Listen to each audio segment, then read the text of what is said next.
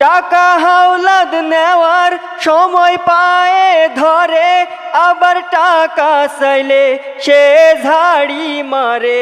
কিছু মানুষ আছে শুধু নিতে পারে, কিন্তু দেওয়ার সময় তাদের ফাটে।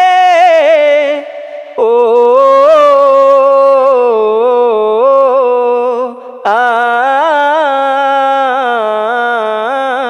আমার বাড়ি কিছু টাকা ছিল, একজন হঠাৎ করে হাওলাদ নিল। 2 দিন পরে দেবে বলে টাকা নিছে, 2 মাস পরে ঝগড়া করে দিছে।